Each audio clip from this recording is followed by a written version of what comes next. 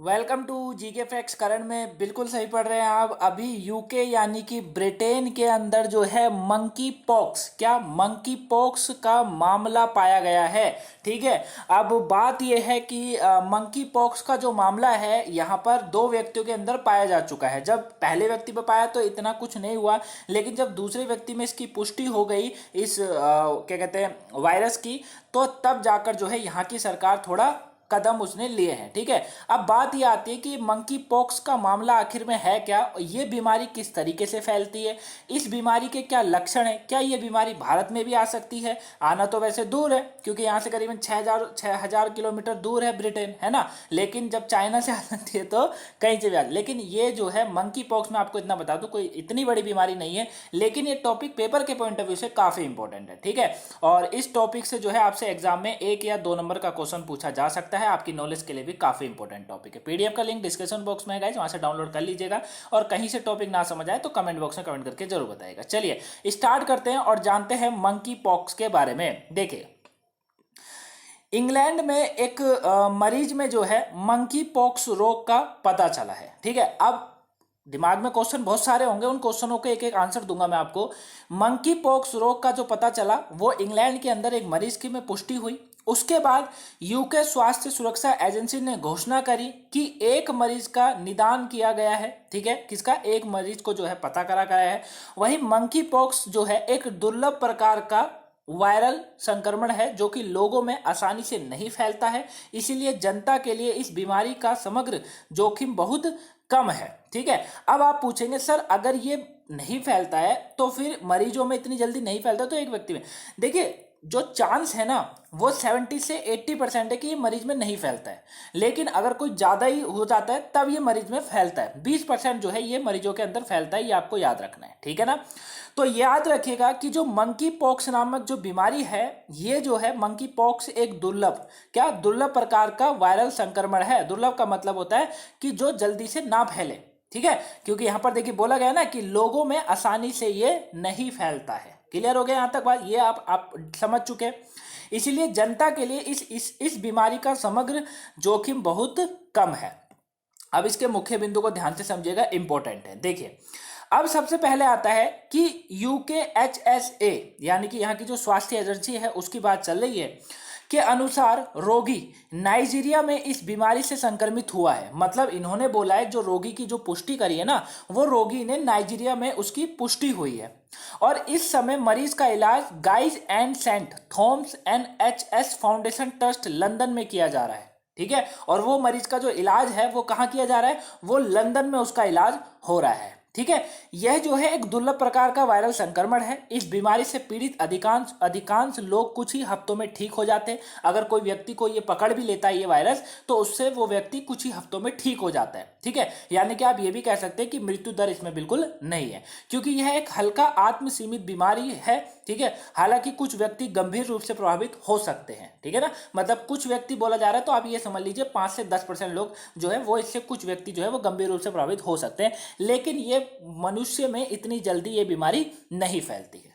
ठीक है, इसकी जो पुष्टि हुई थी वो साल 1958 में पहली बार इस बीमारी का पता चला था। याद रखिएगा, 1958 में इस बीमारी का पहली बार पता चला था। अब यहीं पर ही आप क्वेश्चन भी बना लीजिएगा। ठीक है, क्वेश्चन भी आप लोग बना लीजिएगा। अगर आपसे पूछा जाए कि अभी हाल ही में जो ब्रिटेन के अंदर जो मंकी पॉक्स नाम का बीमारी पाई गई थी, इसकी पुष्टि कब हुई थी, मतलब ये पहली बार इसका पता कब चला था, 1958 में। ठीक है, और वर्ष 1970 में जो है कांगो लोकतंत्र गणराज्य में पहला मानव मामला दर्ज किया गया था। ठीक है, 2 क्वेश्चन बनते हैं ना, पूछा जाएगा ब्रिटेन में मंकी पॉक्स नामक बीमारी मिली, ये जो है 1958 में इसका पहली बार इस बीमारी का पता लगाया गया था, लेकिन पहला मानव मामला दर्ज कब करा गया था, भाई इस तरीके से पूछेगा 1970 में। ठीक है, एक तो आपको ये याद रखना है क्योंकि ये आपका इंपॉर्टेंट है काफी। ठीक है, ये आपको याद रखना है, याद रखिएगा इसके बारे में। ठीक है ना, और ये जो मंकी पॉक्स रोग क्या है, अगर पूछा जाए कि ये रोग क्या है तो ये बता दीजिएगा, ये एक दुर्लभ प्रकार का वायरल संक्रमण है और इस बीमारी से पीड़ित अधिकांश लोग कुछ ही हफ्तों में ठीक हो जाते हैं। अगर ये किसी व्यक्ति को हो जाता है, मान लीजिए नाइजीरिया में जो व्यक्ति बीमार हुआ था उसमें मिला है, तो वो कुछ ही हफ्तों में जो है ठीक हो जाएगा। ठीक है, ये आपको याद रखना है। और क्योंकि ये जो होता है ना, ये हल्का आत्म सीमित बीमारी है। ठीक है ना। मतलब कोई लंबे, जैसे कोरोना था, लंबे समय तक भाई मृत्यु भी हो जाती थी, अगर किसी को हो गया ज़्यादा, उसने ध्यान नहीं रखा तो मृत्यु उसमें निश्चित हो गई थी, तो वो होता है। वही है कि ये ऐसा कुछ भी नहीं है, हालांकि कुछ व्यक्ति गंभीर रूप से भी इसमें प्रभावित होते हैं, वो चीज़ है, ये तो हर किसी में होता है, ऐसी कोई बात नहीं है। यहां तक आप समझ गए। अब क्वेश्चन आता है कि सर इस रोग के लक्षण क्या है वो भी बता दीजिए। तो इस रोग के लक्षण की बात करें, सर दर्द होना, अगर किसी को ये बीमारी होती है मंकी पॉक्स तो सर दर्द होता है, बुखार आ जाता है, पीठ दर्द होता है, मांसपेशियों में दर्द होने लग जाता है, ठंड लगनी शुरू हो जाती है, सूजी हुई लसिका ग्रंथियां, मतलब सूजन होने लग जाती है, और थकावट महसूस होती है। ठीक है, तो ये सारे जो है इसके लक्षण हैं, ये आपको याद रखने हैं। ठीक है, ये बीमारी कैसे फैलती है, इस क्वेश्चन पे अगर बात करेंगे तो देखिए यह बीमारी तब फैलती है जब कोई व्यक्ति संक्रमित व्यक्ति के निकट संपर्क में होता है। मतलब वही वाली बात है कि कोरोना कैसे फैलता था, अगर कोई व्यक्ति किसी को छूता है या कुछ भी करता है तो उस तरीके से वो भी ये भी वही बीमारी है कि ये बीमारी जो है तब फैलती है जब कोई व्यक्ति संक्रमित व्यक्ति के निकट जो है संपर्क में होता है। यह वायरस करता क्या है, श्वासन तंत्र, जो श्वासन तंत्र होता है सांस लेने वाला, उसे साथ में टूटी त्वचा, नाक, आंख या मुंह के जरिए किसी व्यक्ति के शरीर में प्रवेश कर सकता है, क्योंकि यही जरिया होता है वायरस का प्रवेश करने का।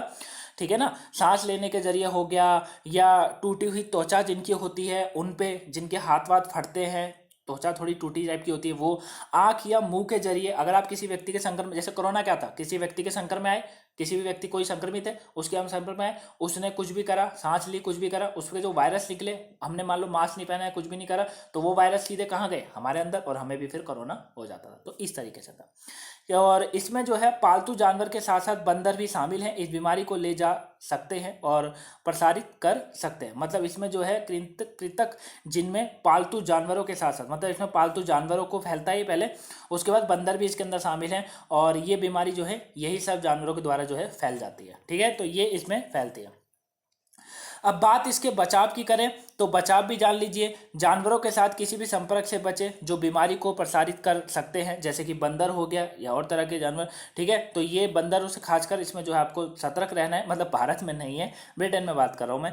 ठीक है ना, तो भारत में ये बीमारी आने वाली भी नहीं है इतना, क्योंकि ये बीमारी कोई इतनी बड़ी नहीं है। ठीक है ना, वहीं इस बीमारी से संक्रमित जानवरों के संपर्क में आने वाले सामग्री जैसे बिस्तर आदि के संपर्क में आने से बचना चाहिए। संक्रमण के खतरे से बचने के लिए संक्रमित मरीजों के जो है आइसोलेट किया जाना चाहिए, मतलब उसको बंद कर दो 15-20 दिन के लिए, ताकि वो जो है कोई भी उसके संपर्क में ना पाए, और जब वो ठीक हो जाए कुछ हफ्तों में तब उसको बाहर निकाल दिया जाए। तो इस तरीके से जो है इसमें भी है।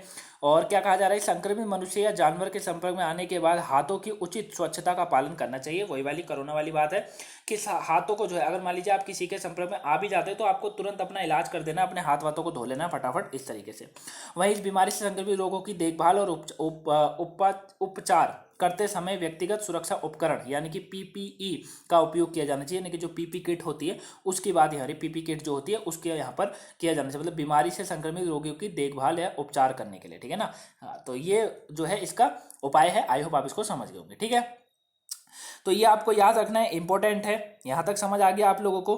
ठीक है ना, तो ये आपको याद रखना है। अब वर्तमान में अगर बात करें, अब इस बीमारी का कोई इलाज की अगर बात करेंगे तो देखिए वर्तमान में इस बीमारी का कोई सुरक्षित और सिद्ध इलाज नहीं है अभी फिलहाल, और इस बीमारी के प्रकोप को नियंत्रण करने के लिए स्वास्थ्य अधिकारी एंटीवायरल चेचक के टीके और वैक्सीन इम्यून ग्लोब्यूनल का उपयोग कर सकते हैं। ठीक है, ग्लोबियुलिन जो होता है उसका उपयोग कर सकते हैं। ठीक है ना, तो जो चेचक का टीका होता है या वैक्सीन इम्यून वाला जो टीका होता है उसका उपयोग कर इसका इलाज अभी किया जाता है। कोई इसका जो है सुरक्षित और सिद्ध इलाज नहीं है। क्लियर है, जैसे कोरोना की वैक्सीन है ना, वैसा ऐसा कुछ इसमें नहीं है। तो आई होप आप इस टॉपिक को अच्छे से समझ गए होंगे। ये पूरा टॉपिक था। अगर आपका कोई डाउट हो मुझे कमेंट बॉक्स में पूछ लीजिएगा। पीडीएफ का लिंक भी डिस्क्रिप्शन बॉक्स में डाउनलोड कर लीजिएगा। और वो 3 काम जरूर करिएगा। सबसे पहला वीडियो को लाइक करना है आप लोगों को, फिर चैनल को सब्सक्राइब कर देना है, उसके बाद शेयर करना है ताकि और भी लोगों को पहुंच सकर वह आज के इस टॉपिक को जान सके। ठीक है, मिलेंगे गाइस नेक्स्ट वीडियो में, तब तक के लिए thank you for watching guys. और कोई वीडियो नहीं देखी हो करंट की या वोकैबुलरी वो देख लीजिएगा, पेपर के पॉइंट ऑफ व्यू से इंपॉर्टेंट है। Thank you for watching guys, have a nice day,